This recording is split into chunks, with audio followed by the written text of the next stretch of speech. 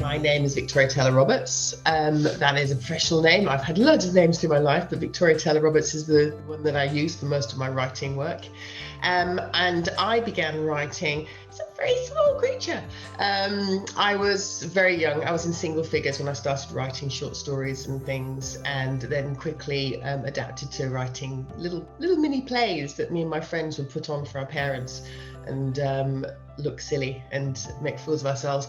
My career-wise, by the time I was in my teens, my first factual piece, editorial piece, I was published in a local newspaper, and it was just an article on bar skills for a local policy on employment that was being done. So I was about 18 when I was first published. And then I had a short story published in a women's magazine, and then I hot-footed it over to London. I was in Sydney, and I came to London, and then acted for a long time and worked as a musician for a really long time and wrote through that.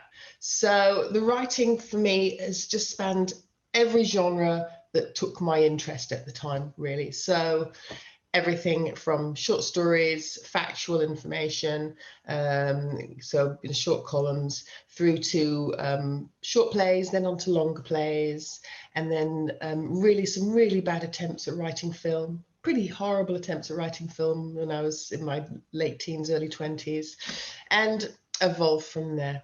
I think that desire to write, if you're a writer, that desire to write is always there. What form it takes varies as to what tickles you at the time, I think. You mentioned that you were a musician. Did you play your own? Did you write your own lyrics? I did, yes. I was something called a top liner. When I arrived in London, it was early 90s, and dance music was the thing. The cottage industry was dance music, and everyone had basically a sequencer and a lot of outboard gear in their bedrooms, and we were all making music from home and getting pressed through small labels. And that's how dance music was born. As a cottage industry, and I started with that and worked with some great people who I won't start dropping names, but there's some great people who went on to do some really great things, and I worked as a top liner and learnt my skill through them. A top liner is a person who's given a kind of a rather generic piece of music that goes on for sometimes 6 or 7 minutes, and the top liner creates the structured song and the melody and the lyrics over that piece of music. So that's what a top liner does. How do you start writing a play if you want to do it professionally? So you're talking career-wise rather than craft. Okay.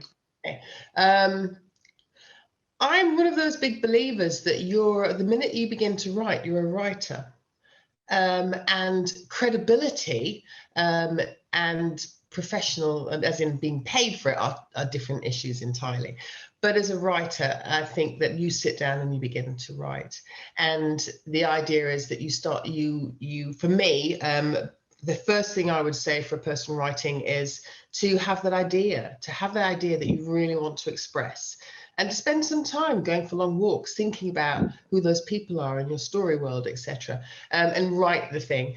The industry is only interested in people who can create, and they're interested in people who have a catalogue of work, because they need to know that you can create, that you can deliver goods.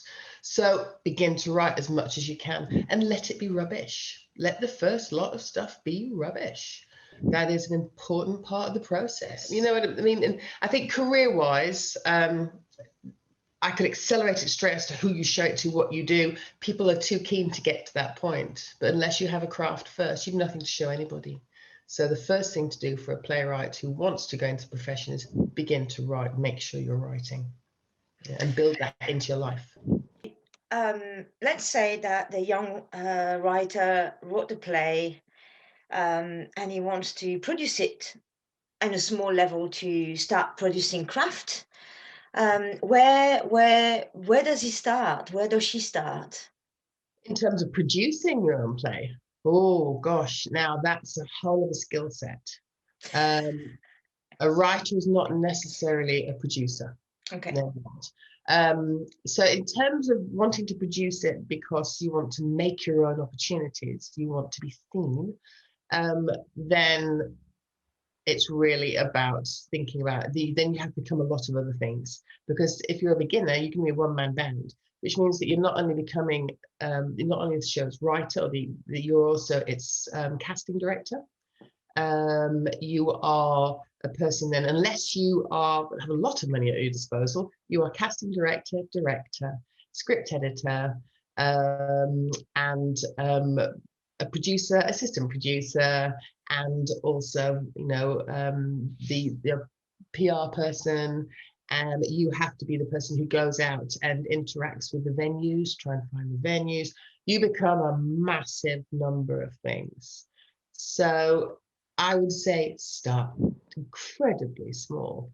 Where possible, get onto blog lists and things for people who are producing lots of small scale stuff, and get your stuff out there first before you begin to produce. There are loads of scratch nights. There's an amazing website that everyone should become a member of this, regardless of whether or not they're UK or London based. And they're called the London Playwrights blog. Fantastic group of people. Membership is less than a cup of coffee every month. And every month they will email you a newsletter with dozens of opportunities going on around the UK or internationally for playwrights. And it's all small scale, going right up to the big stuff. So everything from a 2-minute monologue to go into an audio podcast that people are looking for, a scratch night for 5-minute scenes in the rough in a small theatre somewhere in North London or Glasgow. The London Playwrights blog are really good for showing you where these are. There's lots of different blogs like this and things, but find where other people are putting stuff on first, I think, before producing, because that's an absolute mind-blowing event, producing your own work. I've done it a few times. Can you tell us a bit more about this experience? The first one I did is I had a play on the on a festival, which it won, and I won an award. And it was the Kenneth Branagh Drama Award, and I thought that was quite a good. I had something there, some gravitas then for me to be able to sell it to venues. So I took it to a few venues, pitched it around a few venues, and to see if they would put it on in their program, which is what happens. And a couple came back to me and said yes. And one was the King's Head Theatre in Islington, and the other one was the Etc. Theatre in Camden. So we managed to find a little space in the program that would work for each of those. And I did a mini run. So we did a preview night at the King's Head Theatre, and then a 4-night run at the Etc. straight after, back to back. Really, you need something to sell. The first people that you're selling your show to are the kind of the directors, the artistic director of the venue. They need to like it, to want to think it will fit in their program. So you're pitching it to the artistic director of whatever that small scale theatre is, which is what I did first with, as I said, the King's Head, and then at the Etc. They both said they liked it, so we have managed to find dates that worked, which can also be a nightmare. I had a cast of a small cast, only a cast of 4, but to try and find actors who are all free for that period of time and willing to work and then do the rehearsal up to it can be quite hard to block out their time for a month or so. But once that was done, then we went into rehearsals, and I asked a good friend of mine if she wouldn't mind. Her name is Sharon Small, really wonderful actress. If she was interested in directing it, and Sharon luckily said yes. So Sharon Small directed it for us, which gave me the chance to concentrate just on producing. And getting it in there, which means basically getting your directors and your actors all together at the right time, the right place, making sure everybody has everything that they need. Literally, you are the jack of all trades, going in between everything. You are the parent of that production. When you're the producer and you're taking all the production roles on, you are that production's parent. You need to cater for every aspect of it so that everybody else can get on with their individual roles. And it's quite exhausting, which is why I say, if you're determined to bring your work to stage, find the smallest ways possible to do it, and get a taste for whether or not you have that resilience to produce your own work. And what is the difference between writing a screenplay and writing a play? Is there technical differences in the writing? Oh, very, very much so. They're two very different crafts. Okay. The thing about writing a play is that unless you are throwing caution to the wind and hoping you'll have this massive budget on at the National, where you'll have a stage director who'll create several locations for you within the set, which for early career playwrights is not going to happen. You need to look at the theme of what you want to tell, the story that you want to create, the characters within your story world, and go, where is the smallest, most contained place I could put them for any period of time for them to live out this story? So, for example, if I look at my last 3 plays, the most recent one was set in someone's kitchen diner and spans an evening, and they're called the boiler room style play. It's a boiler room, everything works in real time. So it runs through the idea of the real time. And the one before that was set in actually, it was Santa's Grotto, which had metamorphosized into an office of St. Nicholas Industries, so it was an office area. And then the one before that was set. I'm trying to remember now where the one before that was set, actually. Believe it or not, I can't. I know that they're all self-contained spaces. So it's really about going, where can I place this story world where we don't have to stretch the imagination too much of the people watching the play. So you're not going to have a car chase in a play, and it needs to have an idea. If you're not using real time, you need to think about how you're going to cleverly kind of play with time within your script. And a lot of directors might say to you, oh, let us worry about that. That'll be our problem. And it's like, to a certain degree, but if the story can't hold those time lapses on stage, then it won't be believable and it won't be truthful to an audience. So it's a way of saying, how can we deliver this story world in a self-contained way and still show all the nuances of a character? So I think that the big thing is that, which then knocks on to the fact that dialogue, you have to really, really learn how to use subtext. So on the paper, a screenplay, roughly, we say 1 page is 1 minute of film.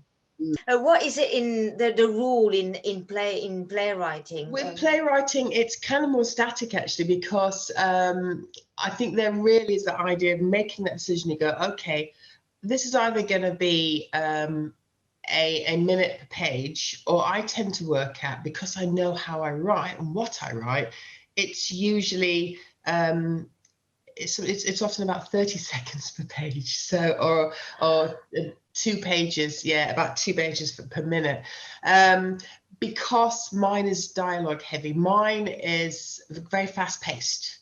There's a lot of mine is that they're riposte, they're arguments, they bounce from one another. They're not metered in the way that your different play. If I was writing a play for 2 old people, 2 old men sitting in a chair going, oh yeah, their dialogue goes at an easy pace. But if you're, as you said, the Gilmore Girls with the mother and the daughter who are like, it's going to happen twice as fast. So trying to create these structure things where you go, you need to work this as a minute per page. The writer can end up losing the fluidity, that natural fluidity. I think so. Sometimes there has to be a kind of give and a take with that. I've heard a lot of people saying, well, they said the same about cinema, actually. Well, theatre is dead. What do you think about that? That's a soundbite, isn't it? I think there's probably very little thought behind soundbites like that. Theatre will never die. By its very nature, it can't. Like the printed book will never die. It may be threatened. Other formats may threaten to usurp it temporarily because we are swayed by fashion. But this idea of theatre dying out, no. we are communal creatures. We like to be entertained, and we like to be entertained in a communal fashion, surrounded by the people. We like to know when to laugh, when to cry. We like to feel the force of other emotions responding to something around us whilst we do it. That's why we go to the cinema at much greater expense than we do just waiting to stream things. Cinema will never die for the same reason.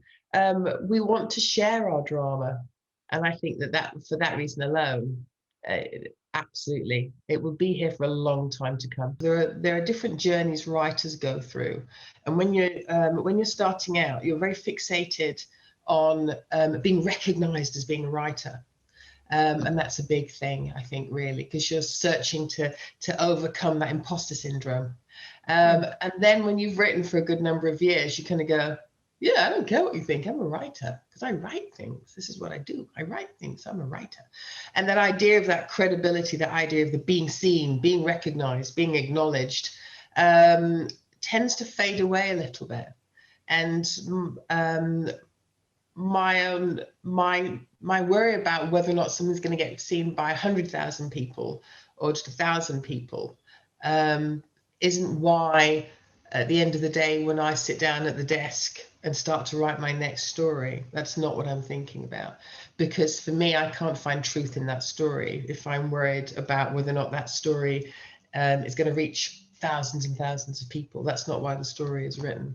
And for me, that's the source of deciding whether or not being a writer is something you're willing to dedicate your life to with no guarantee of reward, or whether or not you're hoping to escape your current life by becoming a writer. And that's two different things, I think. I didn't become a writer because I thought it was a better option than doing something else, because the chances are it's a lottery ticket career, like being an actor or being a musician. The chances are you will have to hold down another job for possibly most of your life. Whether or not that's, I also teach. I work with postgrad students with academic writing, and that's how I earn my bread and butter, which allows me my time and the freedom to do the writing. Very, very, very few people earn money from writing. I know writers who've won multiple awards, who are lauded. One who recently, last year, had her work on at the Royal Court, and she's seen as being one of Britain's top playwrights. And I know that she needs to go off and do lots of other work so that she can do that. So the writing has to be that has to be the thing that you're passionate about, is the writing, if you're going to do it, I think. What do you think the best habits or discipline a playwright should have? I love this. I thought long and hard about this one, actually, because I thought, oh, it really crosses over from my other worlds, the teaching that I do. And I am constantly nagging the postgrads that I work with to set up a daily habit, to have a work ethic. You know what? And I know you and I both know Lucy Hay, and Lucy's always been a massive advocate of the work ethic. Spend less time worrying about whether or not you're talented or the people think you're talented, because opinions are as personal as a fingerprint. So not everyone's going to think you're talented or the bee's knees. Probably maybe the 1 in 100, but it's the 1 in 100 that you want. The thing that you can control only is your work ethic. You can control how many times a week you sit at that desk and you apply yourself to your craft and you do your thing. That's the only thing we've got control over. The rest of it is a whole maelstrom of networking and good luck and being in the right place at the right time and having the goods. But the one thing within your control is your work ethic. You put the time in. And that will bring you the goods that then you can hoik to market, and hopefully the person sitting in the market that you want there at the right time. That is the foundation of it, is that work ethic. I'm a parent. As I said, I also have a day job as such. I juggle multiple projects all the time because I've just got my fidget. I can't focus on one project at a time. So the only way I do that, I practice what I preach. I have a book. And in my magic book, I have smart targeting. I have my long-term targets for each month, and I write down what I want to achieve by the end of that month. I then break it into the weeks and what I'd like to achieve within those things within that week. And then within those weeks, I break it into the day around my working hours so that I know what I'm doing and what writing time I've put in that week, and I can measure. And I set myself constant deadlines. I go, at the moment I'm writing a novel, so I go, okay, right, edit of chapter 2, chapter 3 will happen today, Tuesday. Yeah, and I break it down and break it down and I break it down into manageable portions, bite-sized portions, so I don't feel so overwhelmed by that work, because it's overwhelming, isn't it? And what are the pitfalls? What are the dangers? Of life. No, I know, because okay, if it was live, we would be here all day. No. No. I just want to keep it to playwriting. Yeah, I think the one thing that you need to build is resilience. You're just gonna get so many no thank yous. This is not for us. And the key term of that is that not for us. It doesn't mean it's not for somebody else. I think the big thing, the really big thing, I think that seems to separate from my experience looking at all of my peers that have become successful and those that have struggled to really produce and develop, is that fear of getting it wrong, and that not being able to surpass that fear of getting it wrong. And that fear of the rejection. Embrace rejection. Embrace the fact that you have something to put out into that world for somebody to say no to, and that you can pick it back up again, put it under your wing, and then trot off to the next market and lay it out in the stall and wait for that person to come along and say yes.